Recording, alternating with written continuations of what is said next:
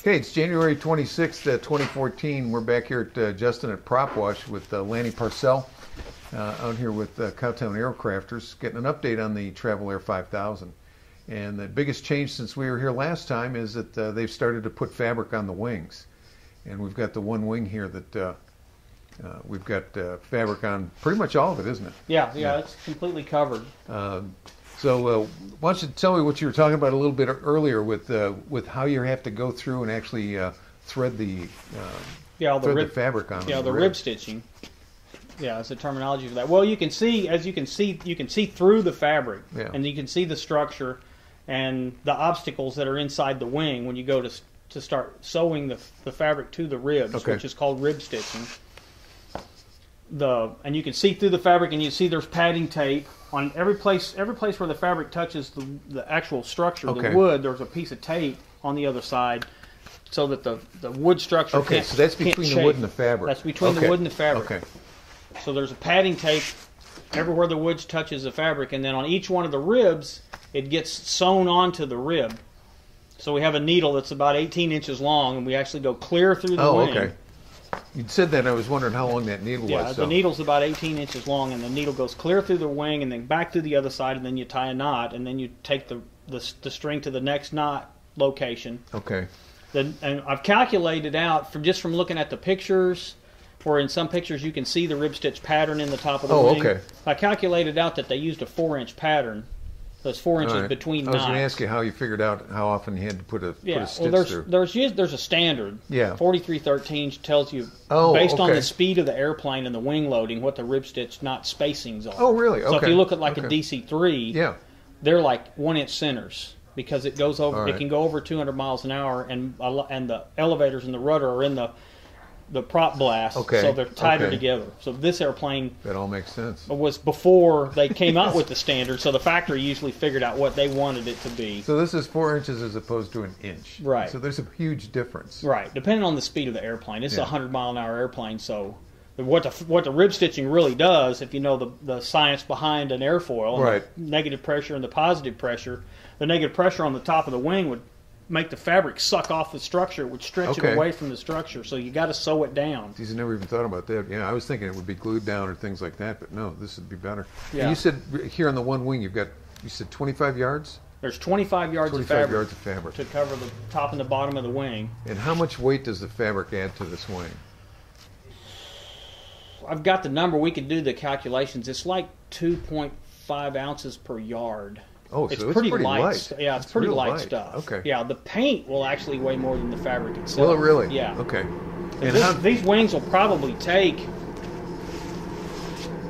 well, I'm guessing 10 gallons. Wow. Okay. Because if you figure there's going to be 3 coats of clear dope, there's going to be 3 coats of silver dope. Okay. And then there'll be the finished color, which will be silver, but it won't really be dope. It'll be a paint. Okay, so the dope's job is to kind of fill up the gaps in the fabric and seal it. It seals it. It makes it fuel-proof, oil-proof. The silver pigment that's in the last 3 coats is a UV blocker that keeps the sun rays from rotting the fabric out. Oh, really? Okay. And that silver, it's actually aluminum. It's like really? Aluminum is ground up to look like talcum powder, and you just dump it in the clear dope and mix it up. Oh, you do? Okay, so that wasn't a pigmentation in there at all. That was Yeah, it was. That was actually aluminum powder in there. Right. Interesting. And that's kind of like a primer. Okay. So you put we'll put 3 coats of clear on it, and that'll just be brushed on. Yeah. And then when I'm doing a flying show plane kind of thing, I usually start spraying the clear dope. Okay. Instead of brushing it on, because I don't have to sand so much. Oh, all right. And sure. then. So you're going to have to do some sanding on this? Oh yeah, it gets sanded between every coat. So even with the fabric, there's still going to be sanding it. Right. Okay. Yeah, it'll be. What kind of grit? How fine is it? It's like. I usually start out with, when I'm brushing, I'll use 320. Oh, real fine. That's the coarsest grade we use. We go finer after that. Okay. So when we're sanding the silver, we're using 800 or 1000. Wow. Which basically just knocks the high points off of everything, the flaws and the dust. Yeah, and then it just gives the finish some teeth. So when you start putting the next coat on, it's got something to grab a hold of. Now, one of the things we talked about earlier was apparently they didn't paint some of these airplanes, the wings, because you're pretty certain that they were silver. Right. Yeah. Yeah. Well, back in the day, if you saw a silver airplane, that was just the silver dope, and then they just stopped. So that's kind of like the green airplanes now. Yeah. Yeah. Yeah, exactly. Green tail or white tail. Yeah, okay. I mean, if you look at, So they weren't taking the time to even paint the wings on these. They were putting the Traveler blue on the fuselage and then sending it out. Right, yeah. That was pretty much standard deal. Okay. And if you look all the way up into World War II, when on all the trainer aircraft, when they dropped the blue and yellow paint scheme on the trainers, they went with silver. That was just dope. The silver Stearmans and the silver PT-19s, that was just dope. Okay. Yeah. Wow, I never even thought about that. Yeah, saved them time manufacturing an airplane. We didn't have to paint them. They're going to get tore up in 2 weeks anyway. Yeah, so. right. Yeah, right. Yeah, you're going to lose the pilot or the airplane pretty quick. So at what point are the wings going to go over to Northwest Regional? I don't think the wings are. The control surfaces. Oh, the control surfaces. Yeah, the okay. control surfaces. So these will stay here. Yeah, they're so heavy yet delicate that. And so at some point you're going to do a fit with these on the fuselage, right? Right. Before you disassemble it before it gets sent. Well, my plan right now is we're going to get everything through the silver. Okay. So we'll have the whole airplane, the fuselage, control surfaces, everything will be through the silver dough. And then we're going to put it together. Wow, that's going to be great. Yeah. And we'll learn how to put it together with it covered, because I've had the wings on it with them not covered. Right. And it's easy to grab a hold of it. I got structure. Yeah. Well, once the fabric's on it, I can't really grab the bottom of the wing because the way the ribs are set up. Yeah.